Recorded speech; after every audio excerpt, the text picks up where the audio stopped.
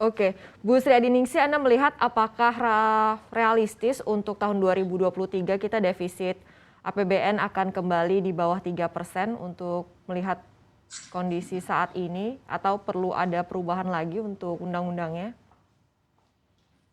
Saya kira begini ya, kalau menggunakan undang-undang yang sekarang ya mau tidak mau pemerintah mesti menurunkan defisit maksimum 3% untuk tahun 2023 ya.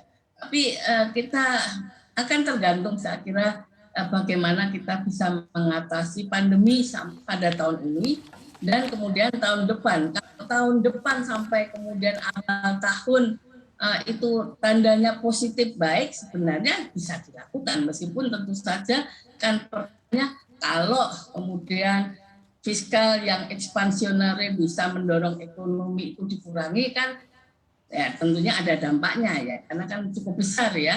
Katakanlah kalau 1.000 triliun atau 900 triliun itu kan digelontorkan ke ekonomi itu kan besar sekali dampaknya dan oleh karena itulah saya kira kita mesti mencermati pada tahun ini ya kalau ekonomi bisa tumbuh 3-5% tahun ini sebenarnya kita nggak perlu khawatir apalagi kalau tahun depan bisa 5%. Itu meskipun saya yakin pasti banyak terutama dunia usaha masyarakat berharap bahwa fiskal tetap ekspansi agar supaya dunia usaha bisnis ekonomi juga lebih menggeliat tapi jangan lupa bahwa itu kan padanannya juga dengan utang ya. Kalau utang meningkat, nanti juga kewajiban membayar utang dari negara, pemerintah akan meningkat dan itu juga bebannya kan bukannya tidak kita bayar, tetap harus kita bayar dan itu tentunya juga akan membebani kita pada masa yang akan datang. Oleh karena itulah memang balancing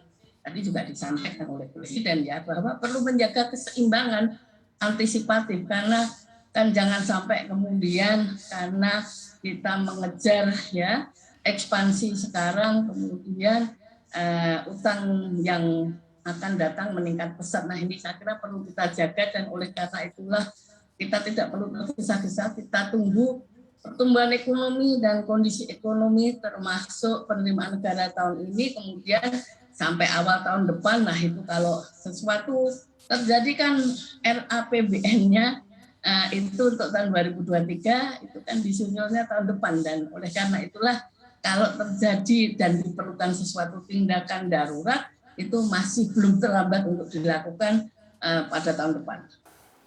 Jangan lupa install aplikasi CNBC Indonesia di App Store maupun di Play Store untuk mendapatkan informasi dan perkembangan terkini dari berita-berita ekonomi dan bisnis.